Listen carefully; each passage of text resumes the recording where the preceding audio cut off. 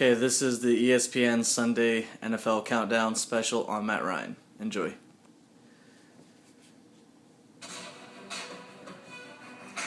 Quite a journey right there. Quite a journey.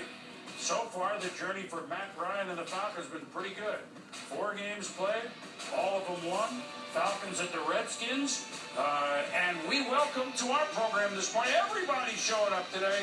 Anna Storm. Good morning, Anna. Hey, Boomer, this is the place to Move be. closer.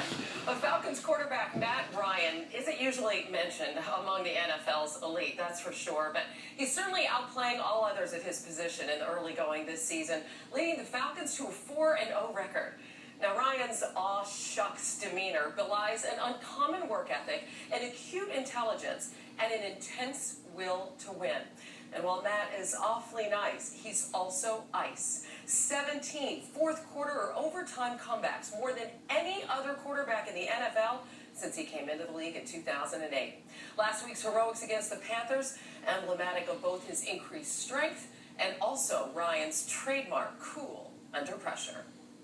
I think she wants him. Take me through the decision. You're backed up 2-1 against the Panthers. There's 59 seconds on the clock, and on first down, it's a 59-yard play to Roddy White. It's an aggressive play. We had 8-man protection.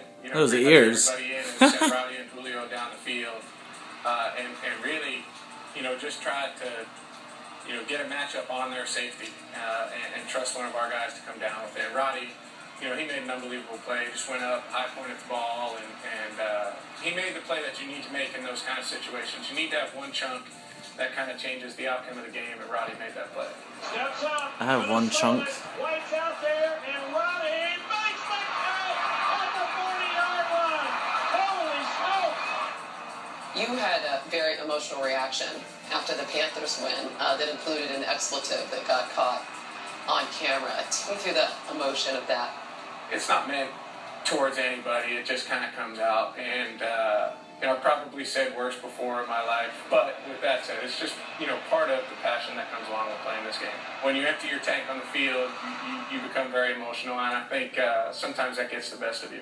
You have receivers in Roddy White, in Julio Jones, and in Tony Gonzalez who can really go up high. What does that mean for you as a quarterback? It gives you a huge target to be able to throw to. I mean, I've got 3 guys that really can go up and catch the ball at about 11 feet.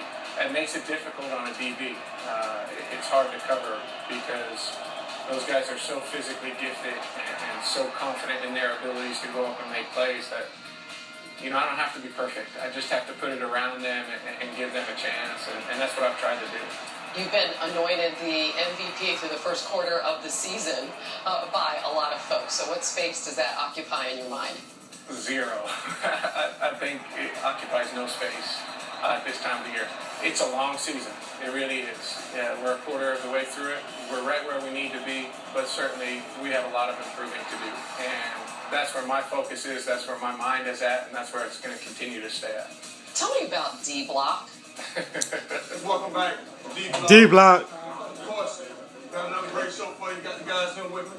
Thank you, D-Block. Let me explain. Yeah, our linebackers have a show. They sit around in their section of the locker room. They try and get a guest every week. I've been fortunate enough to be on there one time and had a great time while I was on there. But it's something fun. Mike Peterson, one of our linebackers, is the ringleader. We did check out your appearance on there, and in particular, a talent that I'm not sure most of America knows about, and that would be your guitar playing. Oh, man.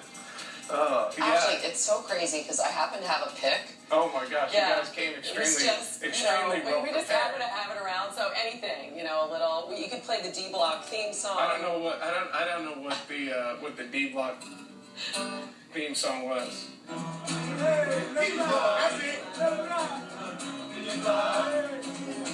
This was last year. Only teammates get me to play the guitar. You got enough out of me from this. I think 3 chords was probably as much as I would do.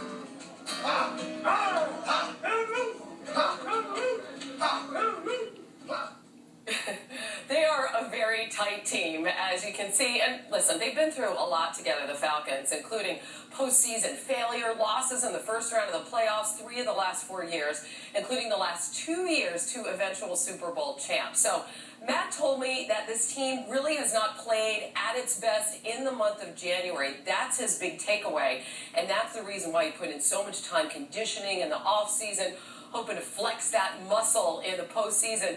Gained about 7 pounds of muscle, Boomer, but he's saying, I'm so skinny you can't really tell. But anyway, that's the idea, play well in January. He looks it. He looks strong. His play is strong. Thanks for joining us, Hannah. He's a good guy. He's a good boy, that Matt Ryan. See, Joe Walsh, Matt Ryan, everybody's playing guitar now. See, that's what the theme of this show. So, here we are again with the Falcons. They look like, so far, season. Can we trust these Falcons, Key? What do you think? Sounds good, boom, smells bad.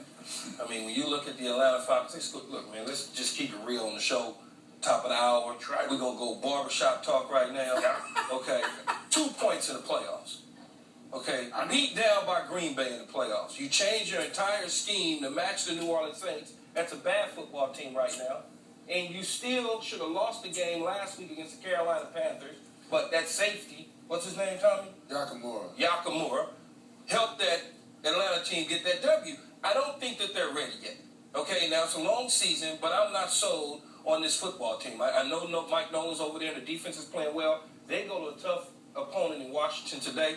It'll tell me a lot. This question can't be answered for about 12 or 13 weeks.